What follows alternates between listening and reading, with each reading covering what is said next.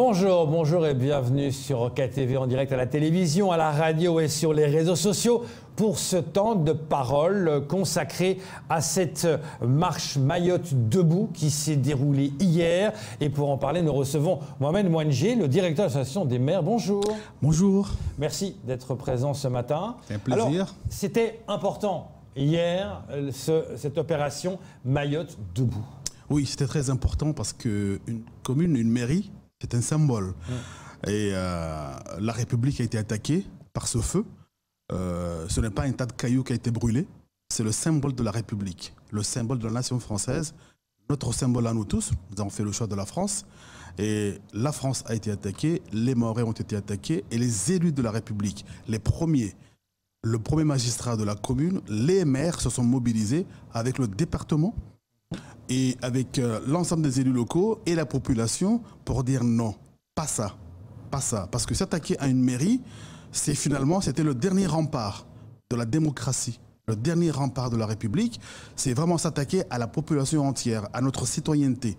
Ce n'est pas possible. Donc il fallait une réaction à l'image de cette attaque. Donc je pense que la réaction était là, debout, devant cette mairie, devant ces deux drapeaux de la France et de l'Union européenne, et pour dire non, ça ne passera pas. Tant que nous serons debout, vous ne passerez pas. C'était ça le message. C'est ça qui était important. On a vu que les élus étaient là, hein. Ils ont répondu présent, il y avait du monde. Hein. C'était vraiment... Oui, parce que, encore une fois, comme s'attaquer à l'école, comme s'attaquer aux mémoires collectives, s'attaquer à une commune, à une mairie, c'est... Je ne sais pas si les gens intègrent cette image symbolique. Aller s'attaquer à une commune, à une mairie. À la mairie, c'est là où nous naissons, en quelque sorte, parce qu'à la naissance, nous sommes inscrits à la mairie. C'est là où nous votons, parce que nous avons une carte citoyenneté. C'est là où, quand vous avez... à un moment donné, on va décéder, on aura notre excès de décès. Donc, en fait, c'est la vie. La vie au quotidien. Et s'attaquer à la vie, c'est vraiment renier cette vie. C'est dire finalement, vous ne nous intéressez pas. C'est très grave.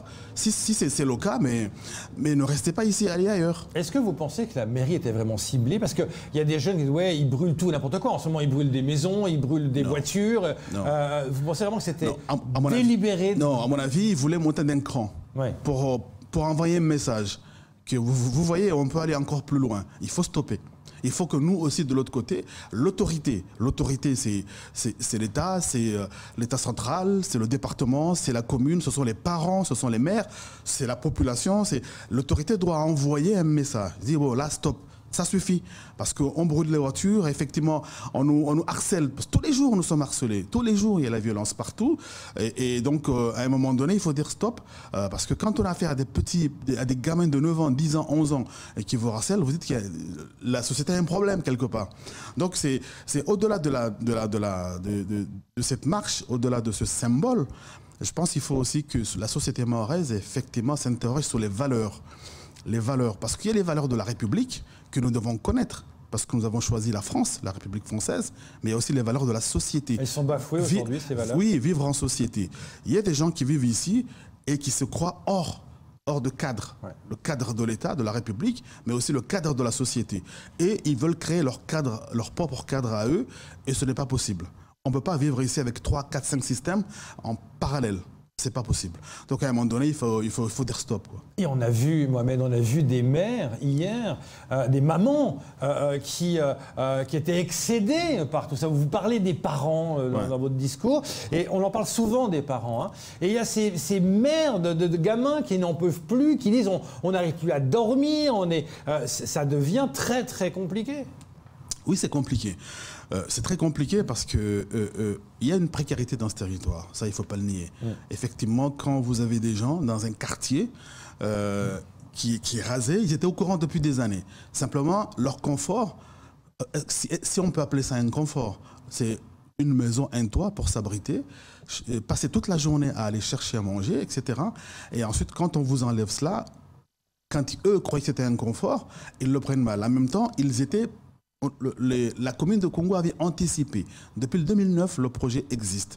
Donc on peut comprendre effectivement une certaine colère. Parce qu'un gamin qui est né là, il a toujours vu ça pendant 20 ans, c'était chez lui. Donc, qu'on vienne lui enlever tout cela, il ne comprend pas. Mais c'est aux parents d'expliquer aux gamins que c'est un terrain qui appartient à la commune, c'est un terrain qui appartient au département ou à l'État. Un jour ou l'autre, on peut nous sortir de là. Et donc, durant ces 20 ans, il aurait fallu construire un projet. Le maire a construit un projet. Le maire a construit un projet de 500 logements. Il y a des parents de ce quartier qui a été rasé qui seront relogés. Donc, c'est un temps difficile, mais pour faire une omelette, il faut casser des œufs. À un moment donné, il faut peut-être casser quelque chose pour gagner autre chose. Donc, je pense qu'il y a eu...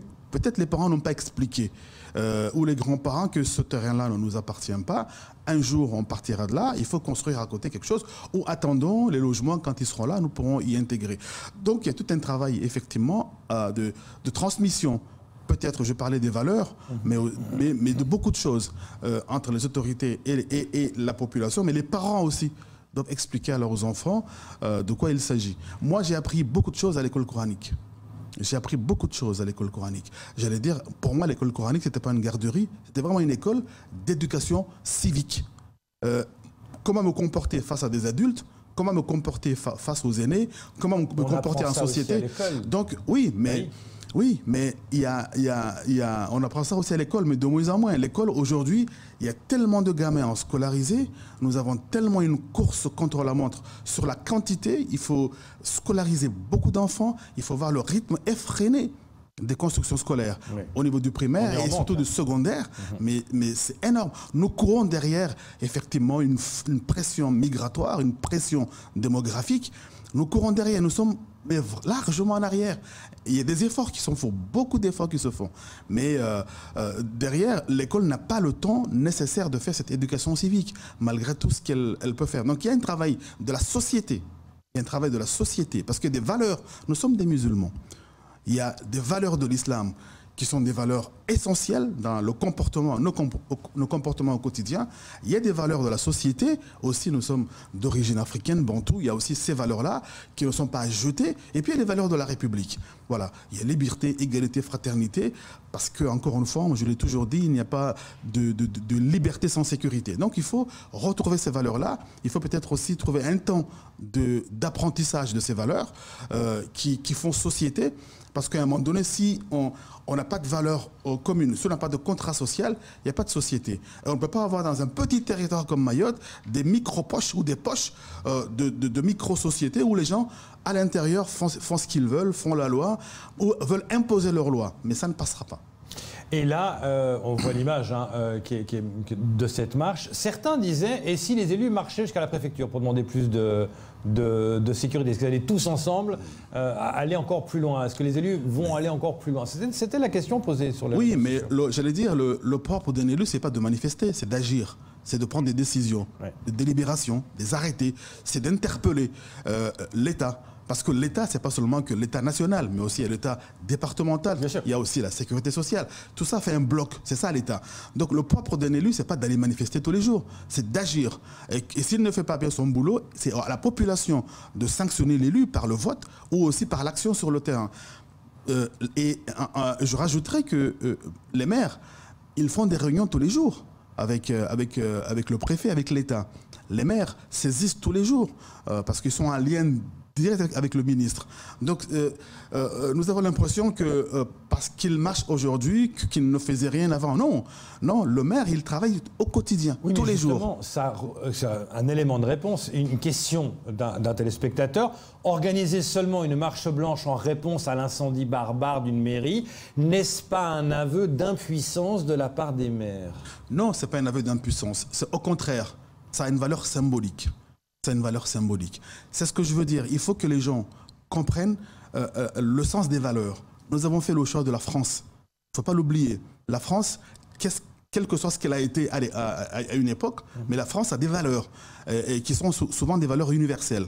Donc, il faut les comprendre et il faut aussi, à un moment donné, dire il faut défendre ces valeurs. Une mairie brûlée, encore une fois, c'est le contrat social qui est brûlé. C'est-à-dire qu'il n'y a plus de vivre ensemble. Et ça, c'est symbolique, c'est important. Il y a des fois, effectivement, quand il y a du sang versé, c'est très grave. Mais il y a des symboles la prise de la Bastille, quoi. Il y a des symboles qu'il ne faut pas, qu'il ne faut plus. À un moment donné, on dit, il ne faut plus dépasser cette limite-là, quoi. Est-ce que ça veut dire qu'il y a un risque maintenant que prochain décasage d'une prochaine commune, la mairie serait en jeu? Est-ce qu'on pense maintenant à ça? Non. Il y a un risque, il y a toujours un risque d'un mouvement, parce que les gens qui habitent là, on le voit, les gens qui habitent dans un quartier des années, on a laissé faire pendant des années, et puisqu'on a laissé faire, bon, certains croient qu'ils sont chez eux. Et à un moment donné, le jour où vous venez mettre de l'ordre, ils réagissent mal. Bon, ils brûlent les voitures, des agressions, la justice est là pour répondre à cela. Mais il faut s'attendre à tout maintenant. Je pense que maintenant, nous devons anticiper les choses, parce que nous savons que dans ce genre de choses, ça peut arriver. Moi, j'étais adjoint au maire de Mamoudzou à une certaine époque. Nous nous sommes attaqués à Tanafou. Mais nous avons eu des engins de la ville qui ont été brûlés. Nous avons eu des policiers blessés municipaux. Nous avons été attaqués. Mais cela ne nous a pas empêchés de continuer le travail à un moment donné. Et je pense qu'il faut dire les choses. Si nous avons peur de ce genre d'agissement, nous sommes foutus. À un moment donné, il faut envoyer des signaux. Et c'est pour cela que le rôle de la justice dans ces affaires-là est très important. Le procureur l'a dit. Hein. D'ailleurs, il y en a qui ont déjà été arrêtés. Et il faut serrer la vis. Et tout le monde le demande. Hein. Tout le monde le demande de serrer la vis. Et j'imagine que les maires en premier. Oui. Parce que c'est votre rôle aussi de prévenir. Parce qu'un maire, ça doit protéger sa commune. C'est son travail aussi d'assurer la tranquillité publique. C'est ça. Mon rôle à moi, c'est de les accompagner, c'est de les conseiller, c'est de les coordonner. Et je sais qu'ils n'arrêtent pas d'attirer l'attention de l'autorité de l'État sur le manque d'effectifs, notamment de la justice. Ils demandent tous qu'il y ait une cour d'appel à Mayotte. C'est pas pour rien. Ils demandent vraiment une justice autonome à Mayotte, sans lien avec la Réunion, avec tous les moyens nécessaires pour qu'elle puisse travailler vite, rapidement et bien. Mais même eux, ils le disent. Même ceux qui travaillent dans les tribunaux, ils le disent. Ils ne le diront pas publiquement, mais ils le disent. Ils sont en sous-effectif. Donc il faut plus d'effectifs. Après, quand vous avez des prisons pour mineurs avec 30 places, 29 sont occupées. Quand vous avez une prison qui explose à plus 160% d'occupation, là, ça pose un problème. Donc, il y a la réponse, effectivement, de la prison. Il y aura la réponse de la prison. Mais il faudra aussi trouver d'autres réponses derrière. Parce qu'on ne peut pas mettre tout le monde en prison. Ceux qui n'ont pas droit de cité à Mayotte, il faut qu'ils soient expulsés ailleurs, quoi. Il y en a beaucoup qui réagissent. Cette marche blanche, c'est une perte de temps. Il y a un mépris pour le degré de violence. Répondre à la violence par une marche blanche, voilà, il y a des... Sinon, on fait quoi? On reste à la maison, on fait rien. Hier, j'ai vu un reportage à la télé, dans la région parisienne, où il y a des jeunes qui tiennent un quartier, ils vendent du crack, etc. Il y avait un gamin qui a été tué, mais la population n'a jamais cessé de manifester, n'a jamais cessé d'alerter, parce qu'il n'y a pas plus pire que le silence. Si vous ne faites rien, si vous vous taisez, tout va bien, Madame la Marquise. Non, à un moment donné, il faut montrer que ça ne va pas. Même si nous n'avons pas toutes les solutions, nous, à Mayotte, et que l'État a une partie des solutions, il faut attirer l'attention de l'État, dire que voilà ce qui se passe. Et il fallait absolument, hier, en tout cas dans la semaine, il fallait absolument marquer le coup. Ouais. Il y a un avant et un après pour vous? C'est symbolique. Ça n'enlève en rien tout ce qui se passe à Mayotte. Tous les jours, tous, élus, pas élus, nous condamnons, nous sollicitons l'État, nous demandons à l'État d'agir sur les agressions qui se passent partout, que ce soit à Kombani, Kahani, que ce soit à Dzoumoyen, que ce soit à Mirireni, que ce soit en Petite Terre ou ailleurs. Les élus ne font que ça.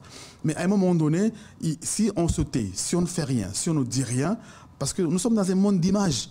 Nous sommes dans un monde d'information instantanée. Ce n'est pas vu, ce n'est pas dit, ça n'existe pas. Donc, c'est pas parce que j'ai fait une fois, deux fois, trois fois, il n'y a pas eu de réponse que je vais me dire finalement ça ne sert à rien. Non, comme porter plainte. Oui, mais porter plainte, ça ne sert à rien. Effectivement, la justice est débordée parce qu'il n'y a pas assez d'effectifs. Mais tant qu'il n'y a pas de plainte, il n'y aura pas d'enquête. C'est ce que dit aussi le préfet. À un moment donné, c'est vrai, nous avons tous déposé plainte. Moi, j'étais cambriolé 4 fois. 4 fois, après, il y a eu chez moi la police scientifique qui est arrivée, prise d'empreinte. Il n'y a jamais eu de solution. Ma voiture a été cassée 3 fois. On n'a jamais su qui c'était. Et pourtant, je n'ai jamais cessé de porter plainte. Bon, il y a les statistiques, mais à un moment donné, il y a l'enquête sans plainte, pas d'enquête. Donc on ne va pas s'arrêter aujourd'hui, bon, dire on est agressé. Je ne vais pas voir la gendarmerie ou la police parce que finalement, ça ne sert à rien. Non. Ça sert toujours à quelque chose. Agir. Voilà. Bon, j'ai vu un président 8 ans après qui s'est fait condamner, quoi. À un moment donné, le temps de la justice est long, mais il faut toujours manifester. C'est ça. Ne pas laisser faire. Voilà, ne pas laisser faire, porter plainte, manifester, dire que ça ne va pas, et à chaque fois qu'on aura l'occasion, ne pas arrêter de le montrer. Autre sujet, Mohamed Mouandjé, pour finir ce temps de parole, parce que le temps passe vite, la décision à partir d'aujourd'hui du maire de Mamoudzou, ces arrêtés qui font couler beaucoup d'encre, depuis plus de 15 ans, et alterner, c'était une bonne idée, mauvaise idée? Bon, déjà, il y a la justice qui va se prononcer sur un référé. Aujourd'hui, bon, aujourd'hui, donc on verra si l'arrêté du maire était légal ou pas. Et puis deuxièmement, je pense quand même que on peut pas. La situation est grave au niveau des embouteillages. En attendant le caribus, j'ai compris que les travaux pourraient commencer l'année prochaine, en janvier. Mais en attendant, parce qu'il va y avoir 2 ou 3 ans de travaux, il fallait que le maire essaye quelque chose. En plus, il l'a dit de lui-même, c'est une expérimentation jusqu'au mois de décembre. Si ça marche, peut-être qu'il va continuer sous d'autres formes. Si ça ne marche pas, peut-être qu'il va arrêter. Mais il y a aussi d'autres solutions, hein, parce que j'ai vu la dernière fois, on parlait des ronds-points. Ici, beaucoup de gens ne savent pas, j'allais dire... Rentrer dans un rond-point. Voilà, franchement, utiliser non. Un rond-point. Voilà, utiliser un rond-point. Donc, il y a peut-être des choses intermédiaires qu'il faudra essayer. Est-ce qu'il ne fallait pas essayer de faire des choses avant plutôt que d'imposer en 15 jours cette décision? Peut-être qu'on peut... Vous étiez en charge de ça avant, peut-être qu'on peut... Oui, on peut discuter un peu du délai, parce que ça a été plutôt une surprise. Et je pense 2 semaines avant que les gens... Les gens sont pris de court. Voilà, les gens sont pris de court. Et surtout qu'il n'y a pas de solution alternative. Voilà, parce que même, je ne sais pas, mais il y a des gens qui confondent père et impair. Moi, quand j'étais à l'auto-école, on me disait à la droite, j'allais à gauche, quoi. Donc, à un moment donné... Mais c'est l'autre droite. Voilà. Ouais, c'est l'autre père. Je suis tellement à gauche que je vais à gauche partout. Donc, non, je pense qu'il faut...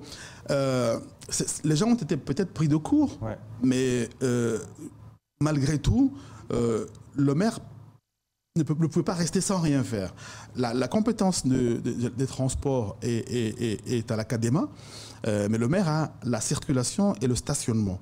Je pense qu'il y a moyen aussi de travailler sur un schéma, un autre schéma de circulation de la ville. Il y a, je pense, aussi moyen de revoir un petit peu le stationnement, parce que souvent, je le dis, une voiture est beaucoup plus en stationnement qu'en circulation. Oui. Et ça, souvent, on l'oublie. Et on peut aussi revoir un peu la concentration des activités sur Mamoudzou. Parce que vous avez des pendulaires. Les pendulaires sont des gens qui viennent le matin travailler et qui repartent le soir vers 16h chez eux. Chez eux, devenir un dortoir. À un moment donné, pour qu'il n'y ait pas... Parce qu'on a essayé le covoiturage, ça n'a pas marché. Mais pour éviter ces pendulaires, c'est les orienter ailleurs, qu'ils aient travaillé ailleurs. Et qu'on y ait une zone d'activité ou industrielle, pas seulement à Kawini, mais peut-être à Tingoni, à Kombani ou ailleurs. Et ça, c'est le monde. Hein. C'est de décentraliser les choses. C'est tout le travail du schéma d'aménagement régional en cours. Ça prendra du temps, mais en attendant que le schéma, le SAR, soit mis en place, en attendant le caribus, en attendant le projet interurbain, avec le pôle d'échange de Mamoudzou, j'espère qu'il sera réalisé rapidement. Je pense qu'on ne pouvait pas enlever le maire cette volonté de tester, d'essayer quelque chose avant, quoi. Bon, voilà, qui ne tente rien à rien. Bon, après, on verra si ça ne marche pas. On pourra toujours le critiquer, mais au moins il aura essayé. En tout cas, vous avez essayé de marquer le coup avec cette marche Mayotte debout pour envoyer un message clair disant on ne laissera pas cette situation faire. Et vous serez attentifs à ça. Merci beaucoup. Merci à vous de m'avoir invité. Et bon courage pour la suite. Merci beaucoup. Merci, c'est tout pour ce temps de parole. Tout de suite, la suite de vos programmes.